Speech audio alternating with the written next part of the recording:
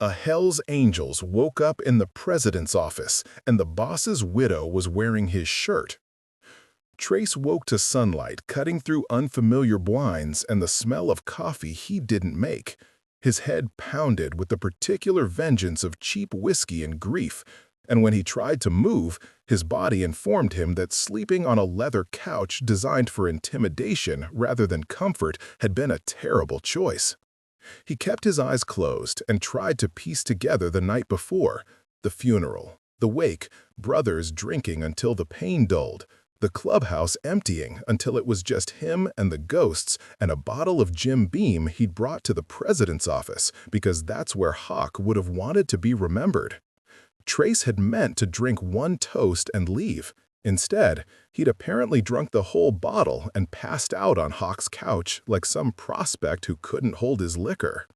When he finally opened his eyes, he saw her standing in the doorway wearing his denim shirt, the one he'd draped over Hawk's desk chair last night because the office was cold and he'd been too drunk to find a blanket.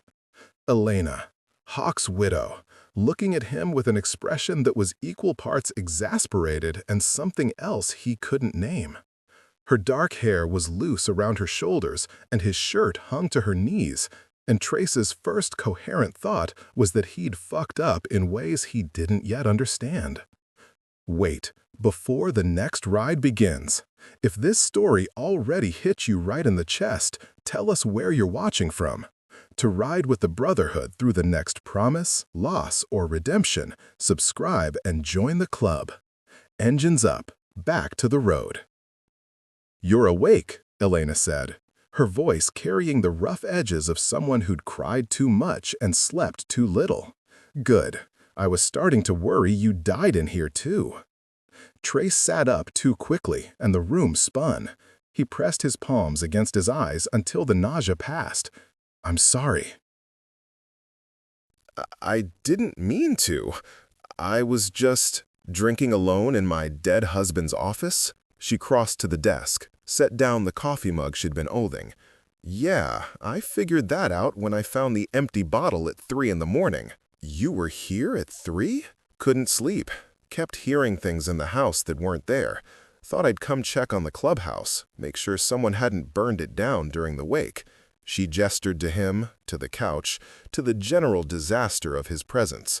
"Found you instead." Trace looked down at himself. He was still fully dressed, jeans, boots, t-shirt, but his vest was folded carefully on the floor beside the couch, like someone had removed it with reverence. "Did you take off your colors?" "Yes. You were drooling on them. Hawk would have killed you." A ghost of a smile. "I put them somewhere safe. He should leave. Should apologize and get out before this got more awkward." But Elena was still standing there, wearing his shirt, looking at him with something that wasn't anger.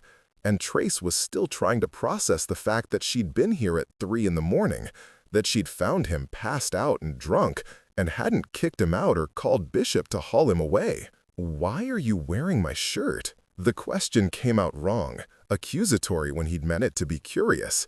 Elena looked down at herself, at the faded denim that clearly wasn't hers, and something shifted in her expression.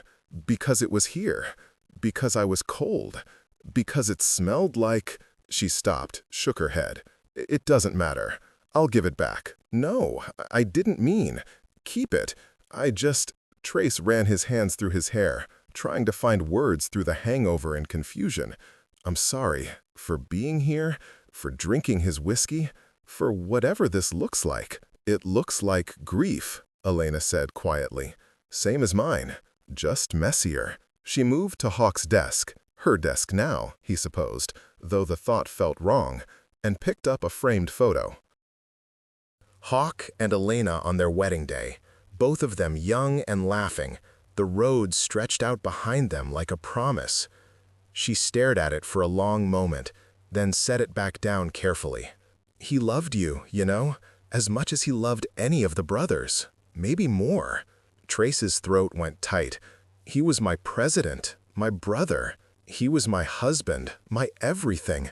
And now he's gone, and I'm standing in his office wearing a stranger's shirt because I can't stand to be in our bedroom where half the closet is still full of his clothes, and I keep expecting him to walk through the door. The raw honesty of it hit Trace like a fist.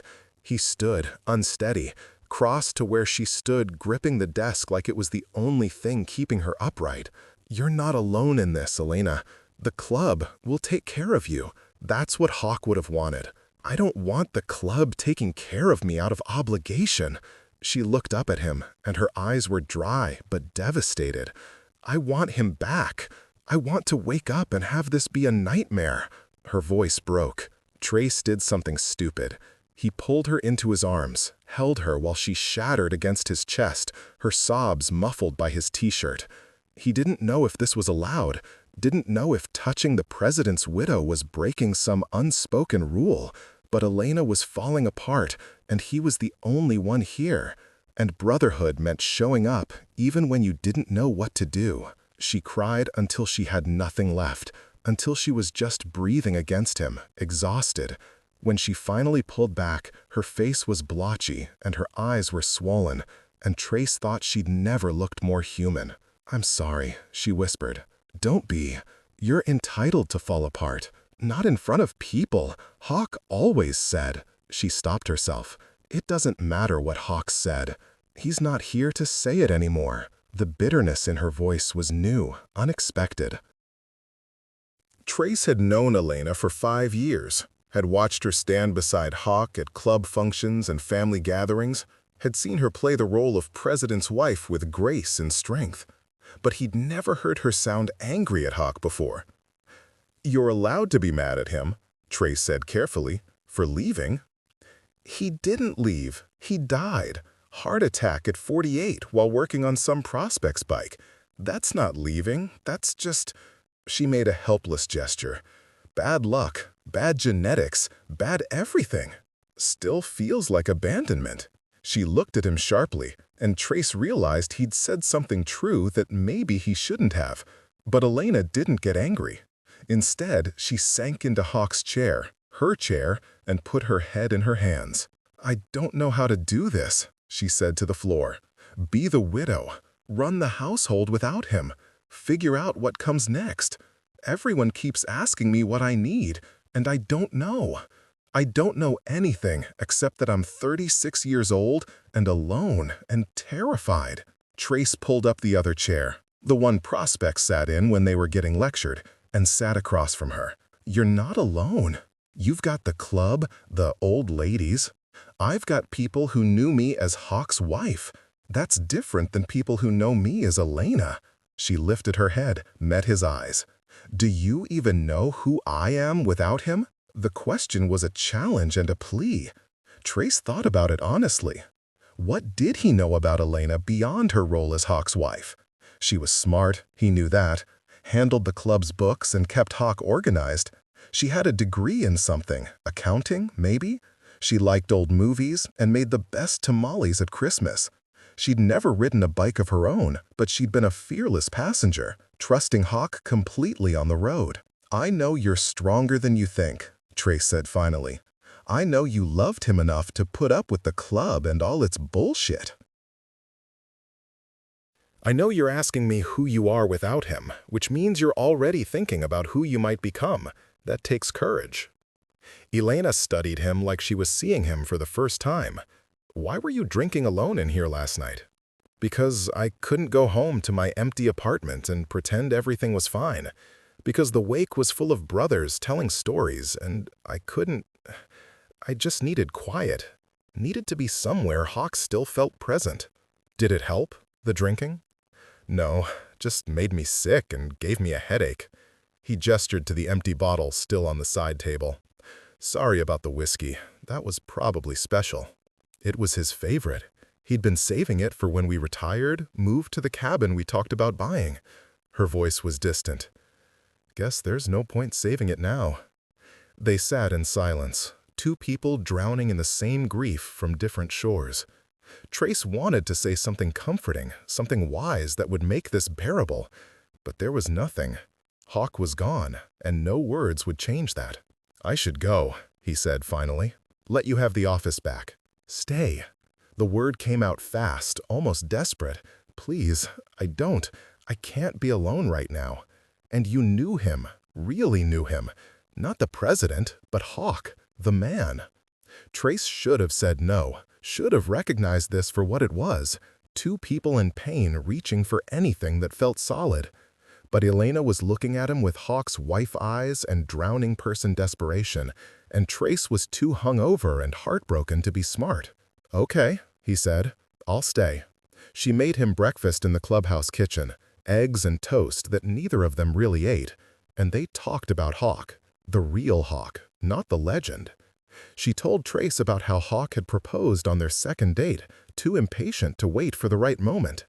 How he'd cried at their wedding and pretended he hadn't. How he'd wanted kids but couldn't have them, and how that grief had lived quiet between them for years. Trace told her about riding with Hawk, about the long nights on the road when Hawk would get philosophical about brotherhood and loyalty and what it meant to build something that outlasted you. About how Hawk had recruited Trace when he was 23 and stupid, saw something worth saving, and refused to give up on him even when Trace gave him plenty of reasons to. He believed in people, Elena said, sometimes more than they believed in themselves. Yeah, he did. They cleaned up the kitchen together, moving around each other with the awkward choreography of people who didn't know the space well. When they were done, Elena looked at the clock and frowned. "I should go home. Deal with all the sympathy casseroles people keep dropping off. You need help?" She hesitated. "I shouldn't ask." "You're not asking. I'm offering." So Trace followed Elena home to the house she'd shared with Hawk, a small ranch on the edge of town with a garage full of motorcycle parts and a garden Elena had tried to maintain despite Hawk's teasing that she killed everything she planted. The casseroles were stacked in the fridge and on the counter, each one tagged with a card expressing condolences that all said the same nothing. "I don't know how to eat this much food," Elena said, staring at the abundance like it was an accusation. "And I can't throw it away because people were trying to be kind." "Well, freeze most of it. Use it later when you don't feel like cooking." "Assuming I ever feel like cooking again." They spent the afternoon organizing sympathy into portions, labeling containers, making space. Trace tried not to notice how much of Hawk was still present in the house, his jacket on the hook by the door, his boots by the garage entrance, his reading glasses on the coffee table beside a motorcycle magazine he'd never finish. Elena noticed him noticing. "I can't move any of it yet," she said quietly. "Everyone says I should pack up his things, donate them, move on, but I can't. It feels like erasing him." "Then don't. Not yet. Take your time." "What if I never want to? What if I want to keep his things exactly where they are forever?" "Then you do that. There's no timeline on grief, Elena. Anyone who tells you different is an idiot." She smiled, small and sad. "You're good at this, being here. Most people don't know what to say, so they just disappear. I'm not good at anything, except showing up. Hawk taught me that." They ordered pizza for dinner because neither of them could face another casserole, and they ate on the back porch, watching the sunset over the yard Hawk had always meant to landscape but never got around to. Elena was still wearing Trace's shirt, and at some point he'd stopped noticing, stopped caring that it looked strange. She pulled her knees up to her chest and sighed. "This is the first time I felt almost normal since he died." "Normal? Like I'm a person instead of just a widow. Like I can have a conversation that isn't about how sorry everyone is or how I'm holding up." She looked at him. "You're not treating me like I'm broken. You're not broken. You're grieving. That's different." "Is it?" "Yeah. Grief is just love with nowhere to go. It means you loved him enough that his absence leaves a hole. That's not broken. That's human." Elena's eyes filled with tears, but she didn't cry. "Where'd you learn that?" "Therapy. After my dad died and I went a little crazy with the drinking and fighting, Hawk made me go.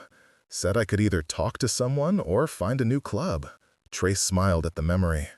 best ultimatum I ever got. He never told me that. Probably because he knew I'd be embarrassed if people found out the tough guy went to therapy. Are you embarrassed? Trace thought about it. No, not anymore. It saved my life, literally. I was heading down a dark road, and someone helped me find the exit. They sat in comfortable silence as darkness settled around them. Trace knew he should leave, should give Elena space to be alone in her grief, but when he stood to go, she caught his hand. "Could you stay, just on the couch? I don't want to be alone tonight, and I can't ask the old ladies because they'll fuss, and I can't handle fussing right now." Every instinct told Trace this was a bad idea. Elena was vulnerable, he was confused, and Hawk had only been gone 4 days. But her hand was warm in his, and her eyes were pleading, and Trace had never been good at saying no to people in pain. "Okay," he said, "I'll stay." He slept on the couch with a blanket Elena brought him, and he woke twice to hear her crying in the bedroom. Both times he almost went to check on her. Both times he stayed put, knowing there were some griefs that needed to be private. In the morning, she made coffee and they shared it in silence, and when Trace finally left, Elena walked him to the door, still wearing his shirt. "Thank you," she said, "for staying, for not making it weird. Any time you need someone, call me. I mean it." She nodded, and Trace rode away feeling like he'd crossed some invisible line he couldn't uncross. The brothers noticed immediately. At the next church meeting, Bishop pulled him aside with questions in his eyes. "You've been spending time with Elena. Someone needs to check on her. That's what the old ladies are for. She asked me specifically. Should I have said no?" Bishop studied him carefully.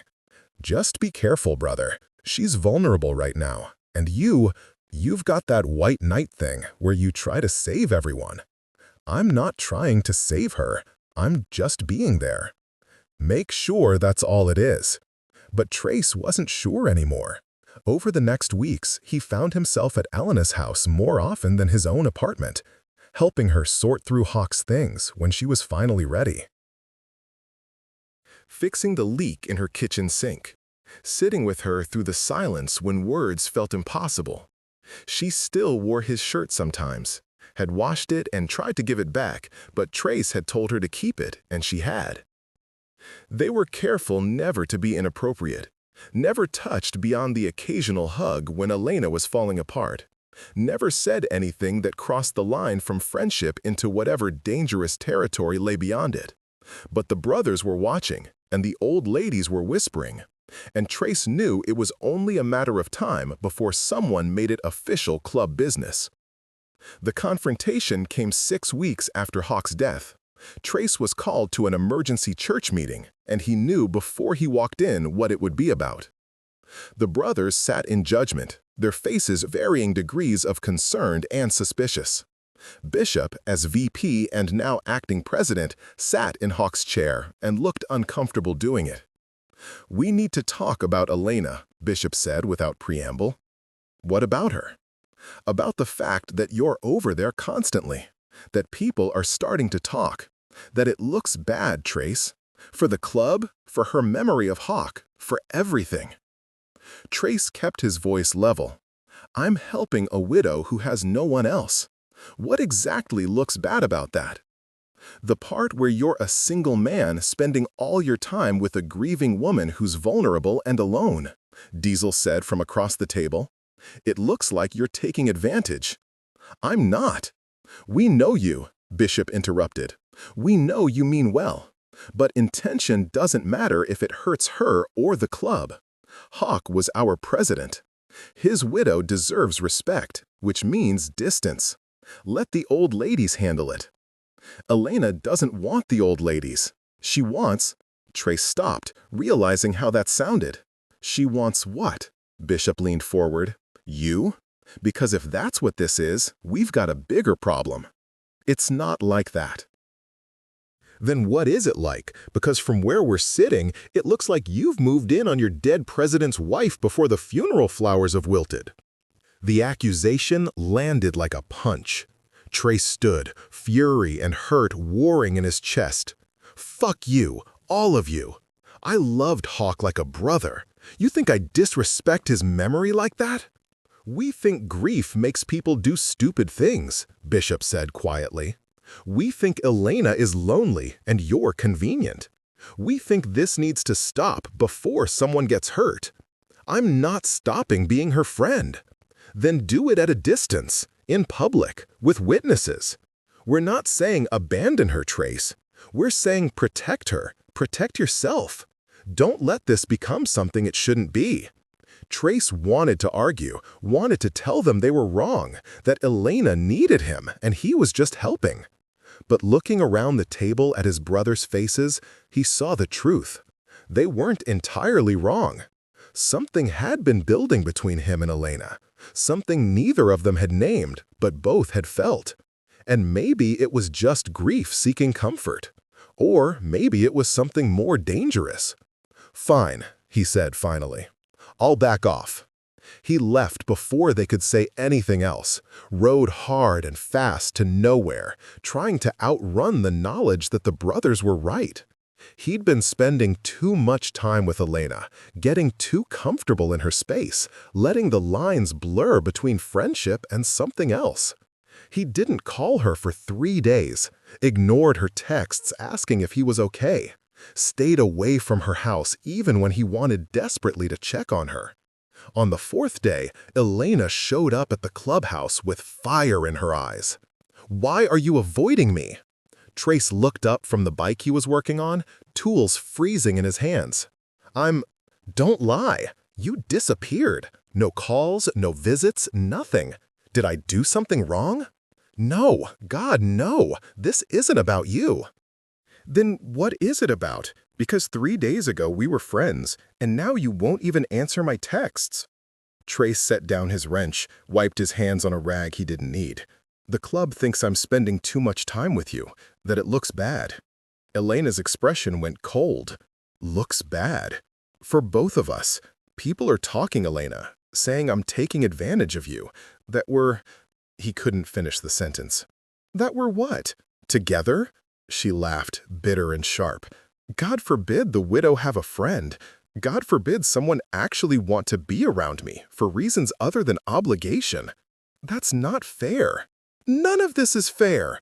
Hawk dying wasn't fair. Me being alone at 36 wasn't fair.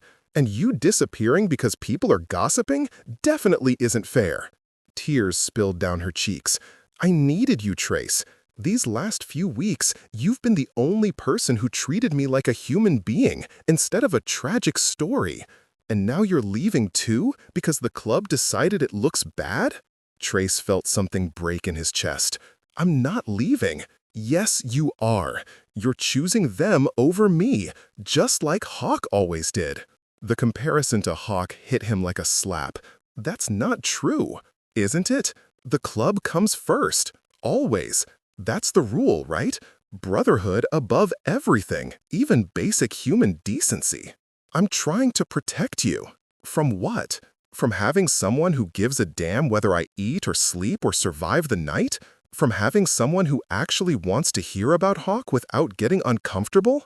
From being less alone? Her voice broke. You don't get to decide what I need protection from. She turned to leave, and Trace caught her arm without thinking. Wait, please. Elena stopped but didn't turn around. Trace could see her shoulders shaking, could feel her rage and grief radiating like heat. He'd fucked this up, had let the club's concerns override what Elena actually needed, what they'd been building together. I'm sorry, he said quietly. You're right. I chose wrong. She turned, eyes red and furious. So fix it. How? By deciding what matters more, their approval or my friendship. Because I can't do this again. Can't let someone in just to have them leave when it gets complicated. Trace thought about the brothers, about Bishop's warning, about the way the club looked at him with suspicion now. Then he thought about Elena crying in her bedroom at 3 in the morning. Elena wearing his shirt because it made her feel less alone. Elena asking him to stay because being around him felt like being human instead of just a widow. "You matter more," he said. "You and what you need. That matters more than what they think." You mean that? "Yeah, I do." Elena closed the distance between them and hugged him hard, and Trace held her like he should have been holding her all along, without apology, without shame, without worrying about anyone else's thought.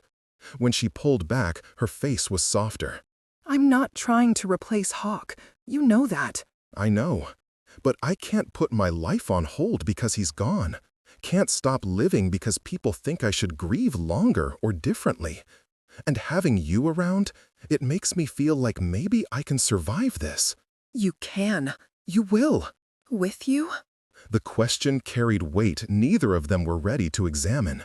Trace knew the smart answer, knew what the club expected, what propriety demanded. But looking at Elena, brave, broken, trying so hard to be okay, he couldn't give her the smart answer. "Yeah," he said, "with me." They started being more careful about appearances. Trace visited during the day, in public view, making sure at least one old lady or brother knew where he was. He helped Elena go through Hawk's things with witnesses present, Maria and Bishop's old lady sorting clothes while Trace packed up the garage. They donated most of it to prospects and brothers who needed gear, kept special pieces for Elena to hold on to. Going through Hawk's belongings was brutal. Each item carried a memory, a moment, a piece of the man they'd both loved. Elena cried over his favorite jacket, the one he'd worn the day they got married. Trace found Hawk's journal hidden in a toolbox, pages filled with thoughts about the club, about Elena, about fears and hopes Hawk had never spoken aloud. "Should I read it?" Elena asked, holding the journal like it might shatter. "That's your call, but if you do, maybe wait until you're ready to hear him again." She set it aside, unread. "Later, when I'm stronger." They found other things, too. Photos, letters, documents that revealed sides of Hawk neither of them had known. Evidence of a daughter he'd had before Elena, a child he'd lost touch with decades ago. Bank accounts Elena didn't know about. A will that left everything to her but included provisions for brothers who'd fallen on hard times. "He was taking care of everyone," Elena said, overwhelmed by the scope of Hawk's secret generosity. "Even when we could barely afford our mortgage, he was helping people." "That was Hawk. He'd give you his last dollar if you needed it more." "I wish he'd talk to me about this stuff, about the daughter, about the money, about any of it." "He probably thought he was protecting you." "I didn't need protection. I needed honesty." She looked at Trace. "Promise me you won't do that, won't hide things because you think I can't handle them." "I promise." It was the first time either of them acknowledged that this, whatever this was, might have a future. The first crack in the wall between friendship and something more. The club noticed the change, noticed how Trace and Elena moved around each other now with the carefulness of people aware they were being watched. Bishop called Trace in again, this time alone. "You're still seeing her?" "I'm helping her, like you said, with witnesses in public." "That's not what I meant, and you know it," Bishop sighed. "Look, I'm not trying to be a dick about this. I know you care about her. But Trace, man, think about what you're doing. Elena is Hawk's widow. If you pursue this, whatever this is, it's going to split the club.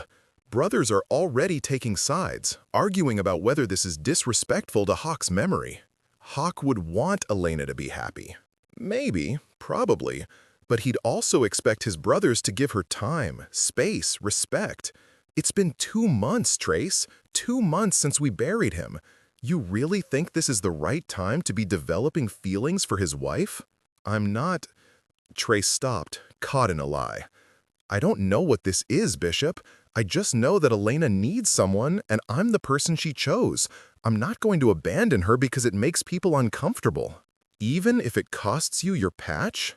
The threat was implicit but clear. Trace met Bishop's eyes, saw the conflict there, Loyalty to a dead president warring with a living brother.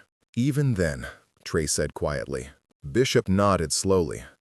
All right, then you better be sure, brother, because once you cross this line, there's no going back. The club will choose Hawk's memory over your happiness. Every time. I know. And you're willing to lose everything for her? Trace thought about Elena in his shirt, making him coffee at 3 in the morning. Elena laughing at his stupid jokes despite her grief. Elena asking him to stay because being around him made her feel human. He thought about a future without her, and it looked empty in ways his apartment never had. Yeah, he said, I am. He told Elena about the conversation that night, sitting on her back porch with beers neither of them were drinking. She listened quietly, her face unreadable in the darkness. They'll kick you out if we're together. Probably. And you're okay with that? No.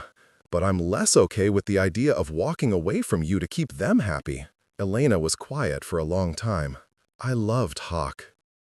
Still love him, in the way you love someone who's gone but shaped you. But Trace, you have to know, whatever I feel for you, it's not about replacing him. I know. Do you? Because I need you to understand that I'm broken right now, grieving and confused, and probably making terrible decisions. What if 6 months from now I realize this was just grief looking for comfort?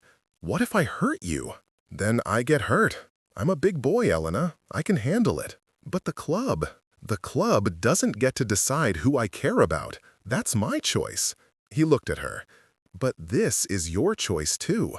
If you're not ready, if you need more time, if you think this is a mistake, I'll wait.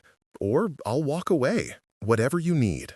Elena reached for his hand, laced her fingers through his. I don't want you to walk away. What do you want? I want to stop feeling guilty for being happy when you're around. I want to stop worrying about what people think. She took a shaky breath. I want to see where this goes. If that's okay. Trace lifted her hand to his lips, kissed her knuckles gently. That's more than okay. They took it slow. Slower than either of them wanted, but as fast as Elena could handle. First dates that felt like continuations of the friendship they'd already built. Dinners where they held hands across the table. Movies where Elena fell asleep on his shoulder and woke up embarrassed. Trace met the daughter Hawk had lost contact with, helped Elena reach out, build bridges Hawk hadn't been able to. 3 months after Hawk's death, Trace kissed Elena for the first time in her kitchen while doing dishes. It was gentle and tentative, and tasted like the wine they'd been drinking with dinner. When they pulled apart, Elena was crying. I'm sorry, she whispered. I wanted this, but I feel like I'm cheating on him. We can stop. We can go back to just friends. No, I don't want to stop. I just need you to understand that this is complicated for me. That I'm going to have moments where I feel guilty or confused or like I'm betraying his memory. I can handle complicated. Can you? Because Hawk's always going to be part of this, part of us. I can't erase him, even if I wanted to. Trace cupped her face, made her look at him. I don't want you to erase him. Hawk was my president, my brother, my friend. He's part of my story too. We can love him and still build something new. Those things don't have to be mutually exclusive. Elena kissed him again, harder this time, like she was trying to convince herself it was okay to want this. And Trace kissed her back, knowing he was crossing a line the club would never forgive, and doing it anyway because Elena was worth it. The club found out a week later. Someone saw them having dinner, holding hands, kissing goodnight in the parking lot. By the time Trace got to the clubhouse the next morning, the brothers were already in church without him. Bishop came out looking grim. They voted. You're out if you don't end it with Elena. Trace, that expected this, had prepared for it. Still, hearing it made his chest tight. And if I don't end it, then you turn in your patch. Today. Who voted to keep me? Does it matter? Yeah, it does. Bishop sighed. Me, Wrench, Cade, a few others. But not enough. Most of them think you're disrespecting Hawk's memory, that this is happening too fast, that Elena's not thinking clearly. They want you gone. Trace looked at the clubhouse that had been his home for nearly 20 years, thought about the brothers inside, some of whom he'd bled with, ridden with, trusted with his life. Thought about Hawk, who'd given him this family when he'd had nothing. Then he thought about Elena, waiting at home, probably terrified that he'd choose the club over her.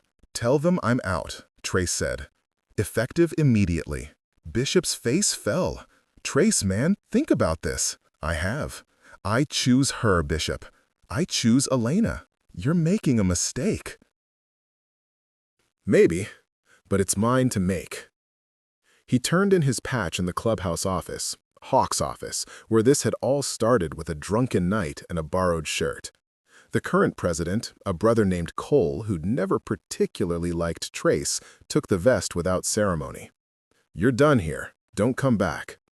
Trace nodded, walked out past brothers who wouldn't meet his eyes. Only Bishop followed him to the parking lot. "I'm sorry it went this way." "Me too. But Bishop, take care of her. Elena, I mean. Even if you're pissed at me, she didn't ask for any of this. She deserves the club's support. She'll have it. As Hawk's widow, she's still family." "Good. That's all I wanted to hear." Trace rode to Elena's house for what might be the last time, heart heavy with loss and light with certainty. He'd given up everything for this woman, his patch, his brotherhood, his place in the only family he'd known for 2 decades. And when she opened the door, saw his face, knew immediately what had happened, he didn't regret it. "They made you choose," she said. "Yeah." "And you chose me." Every time, without hesitation. Elena pulled him inside, held him while he grieved the loss of the club, and Trace realized this was what love looked like. Not the easy kind that fit neatly into acceptable boxes, but the messy kind that required sacrifice and certainty in equal measure. They built a life in the wreckage of the old one. Trace found work at an independent garage, made friends outside the club, learned to exist without the patch that had defined him for so long. Elena went back to school, finished her accounting degree, started a business helping small companies with their books. They moved in together 6 months after the club vote, into a new house that had no memories of Hawk, no ghosts in the corners. But they kept Hawk with them in the ways that mattered. Photos on the walls, stories they told over dinner, the journal Elena finally read and cried over and shared with Trace because he'd loved Hawk too. They visited his grave together every month, left flowers, told him about their lives, about the daughter he'd lost who'd come back into Elena's life, about the strange, beautiful thing that had grown from his death. A year after losing his patch, Trace married Elena in a small ceremony with no brothers present. Just Elena's family, a few friends they'd made, and the daughter Hawk had never known was looking for him. It wasn't the wedding Trace had imagined as a young man. No club, no colors, no brotherhood standing witness. But it was real and honest and theirs. On their wedding night, Elena pulled out Trace's old denim shirt, the one she'd been wearing that first morning, and put it on over her wedding dress. "I kept it," she said, "all this time. It felt important." "Why?" "Because it was the first thing you gave me, the first sign that you weren't just helping out of obligation. You gave me your shirt because I was cold, and you stayed because I was alone, and you built this with me because you loved me enough to lose everything else." Trace pulled her close, felt her heartbeat against his chest. "Best trade I ever made." "Was it? Do you miss them? The club?" He thought about it honestly. "Sometimes. I miss the brotherhood, the rides, the belonging. But Elena, I don't miss who I was when that was my whole life. You made me better, made me choose love over loyalty to a memory. That's worth every patch in the world." They slow danced in their living room to music only they could hear, and Trace thought about how life surprised you, how grief could become healing, how loss could lead to finding, how waking up hungover in a dead man's office could become the best accident of your life. Bishop reached out 2 years later, a text message. "We were wrong. Can we talk?" Trace showed Elena, let her decide. You're welcome to visit, both of you. Bishop and Maria came for dinner on a Sunday. It was awkward at first. Too much history, too much hurt. But over Elena's cooking and Trace's carefully maintained composure, they found their way back to something resembling friendship. "The club misses you," Bishop said. "Some of the brothers have been asking if there's a way to make this right." "That depends on what right means," Trace said carefully. "Bringing you back, acknowledging we fucked up, that we put Hawk's memory over your happiness and Elena's agency to make her own choices. Cole's not president anymore. I am, and I want to fix this." Trace looked at Elena, a question in his eyes. She shrugged, left it up to him. "I don't know if I want to come back," Trace said honestly. "I built a different life, became a different person. The club, it doesn't fit the same way anymore." "I get that. But Trace, you earned that patch, bled for it. You shouldn't have to give it up because you fell in love with the right woman at the wrong time." "Hawk would have wanted you back," Maria added quietly. "He loved you like a brother. Would have hated knowing we kicked you out for making Elena happy." Elena spoke up for the first time. "He would have hated all of it. The way you treated Trace, the way you questioned my choices, the assumption that I wasn't capable of deciding who I needed in my life. Hawk believed in free will, in people making their own mistakes. You took that away from both of us." Bishop flinched. "You're right, we did. And I'm sorry, Elena, truly. We should have trusted you, trusted Trace, trusted that grief doesn't make people incapable of real feelings." "So what now?" Trace asked. "Now I'm offering you your patch back. No conditions, no judgment. You come back, you don't. Either way, we acknowledge we were wrong." Trace thought about it. Thought about the brothers had lost, the rides had missed, the belonging that had defined him for 2 decades. Then he thought about who he'd become without it. A man who'd chosen love, who'd built a life based on what mattered rather than what looked right. "I'll think about it," he said finally. "But Bishop, if I come back, things are different. Elena's not just the widow anymore. She's my wife, and I won't hide that or apologize for it to make anyone comfortable." "Understood. And Trace, for what it's worth, I'm happy for you, both of you. You found something good in something terrible. That takes guts." They didn't make a decision that night. Trace and Elena talked for weeks, weighing what they'd gained against what they'd lost, trying to decide if going back was possible, or if the past should stay buried with Hawk. In the end, Trace went back, not as the man had been, but as someone new. He wore his past with pride, rode with his brothers, but he came home to Elena every night. The club learned to accept them, slowly, grudgingly, but genuinely. They became the couple who'd loved the same man and found each other in his absence, the living proof that grief didn't have to destroy everything. And sometimes, late at night when Trace couldn't sleep, he'd go to Hawk's grave and talk to his old president. Tell him about the club, about Elena, about the life they'd built that wouldn't exist if Hawk hadn't died. It felt wrong and right in equal measure, being grateful for something that had cost so much. "I miss you, brother," Trace would say to the headstone. "But I love her. Hope that's okay." The stone never answered, but in the quiet of the cemetery, Trace felt something like peace. Like maybe Hawk understood. Like maybe, wherever he was glad Elena wasn't alone. Glad Trace had found something worth losing everything for. Elena found him there once, after he'd been talking to Hawk's grave for an hour. She sat beside him in the grass, took his hand. "What do you tell him?" "Everything. About us, about the club, about how guilty I feel being happy when he's dead." "You think he'd be mad?" Trace considered Hawk, the man, not the legend. "No, I think he'd be relieved. He loved you more than anything, Elena. He'd want you taken care of, even if it wasn't him doing it. I think he'd be glad it was you, someone who loved him too, who understood what we're honoring, who won't let me forget him, even as we build something new." They sat together as the sun set, two people bound by love and loss and the memory of a man who'd brought them together without meaning to. Trace thought about that first morning, waking hungover in Hawk's office to find Elena wearing his shirt. How everything that mattered had started with that moment. The choice to stay, to help, to care more about her pain than what it looked like. "Do you regret it?" Elena asked quietly. "Everything you gave up?" Trace kissed her temple, held her close. Not for a second. Even when it was hard? Especially then.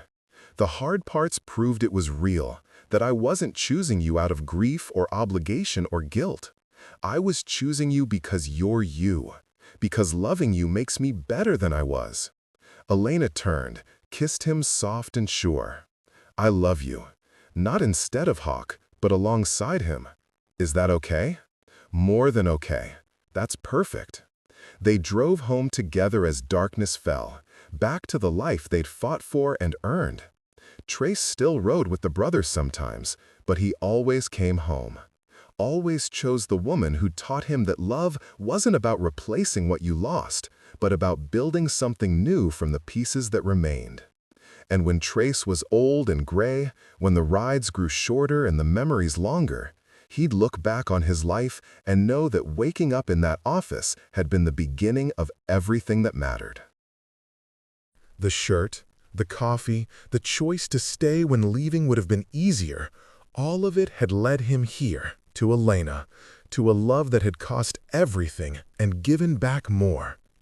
The Brotherhood forgave him eventually, learned to see Elena as more than Hawk's widow, learned to accept that sometimes grief brought people together in ways that honored the dead rather than disrespecting them. They stood witness when Trace and Elena renewed their vows on their 10th anniversary, brothers and old ladies gathering to celebrate love that had survived death and judgment and time. Bishop gave a toast that made everyone cry. To Hawk, who brought them together without knowing it. To Elena, who was brave enough to live again. And to Trace, who taught us that choosing love over loyalty sometimes is loyalty, to the kind of brotherhood that wants happiness for its own, no matter what form that takes. They drank to that, to Hawk and love and second chances. And Trace held Elena close, this woman who'd been wearing his shirt when he woke up in the wrong place at exactly the right time, and knew he'd make the same choice again, every single time, without hesitation, forever.